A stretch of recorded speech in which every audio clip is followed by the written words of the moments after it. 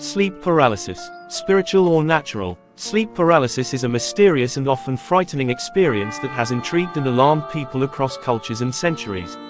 It is characterized by the temporary inability to move or speak while falling asleep or waking up, often accompanied by a feeling of pressure on the chest, a sense of a malevolent presence, and vivid hallucinations. But what exactly is sleep paralysis? Merely a quirk of the human brain, or could it have deeper spiritual significance?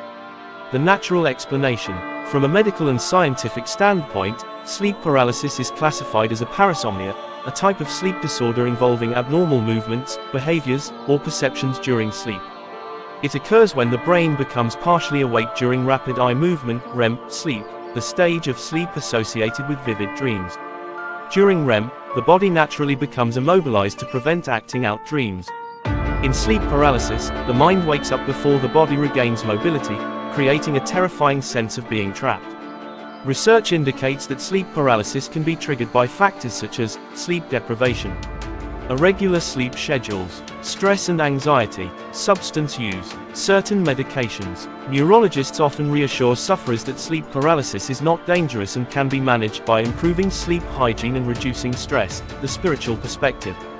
Despite its scientific explanation, many cultures interpret sleep paralysis through a spiritual or supernatural lens. In folklore from around the world, sleep paralysis has long been linked to visits from malevolent beings. In Nigeria, it's referred to as the devil on your back. In Japanese culture, a spirit called kanashibari is believed to paralyze sleepers. In parts of the Caribbean, the phenomenon is attributed to a demonic entity known as a hag, who rides the chest of the victim. Some Christian and Islamic interpretations view it as spiritual attacks from demonic forces or jinns, especially when the experience involves a heavy, evil presence or shadowy figures. For many people of faith, these experiences are taken as signs of spiritual warfare, prompting prayer, fasting, or other spiritual remedies. Bridging the two worlds. Can both views coexist?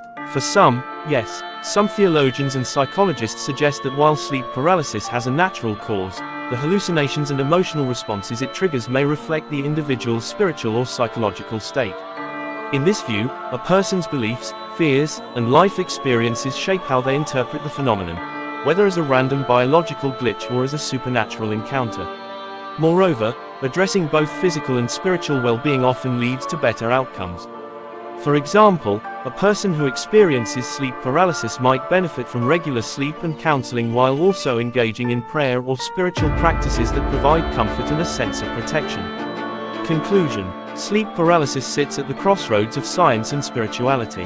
While medical research provides solid explanations for its physical mechanisms, the intense and personal nature of the experience often invites deeper, spiritual reflection. Whether one sees it as a neurological misfire or a moment of spiritual vulnerability, the key is to approach the phenomenon with both curiosity and care, respecting the mind and the soul alike. If you find this video interesting, don't forget to like, comment and subscribe. Thank you for watching.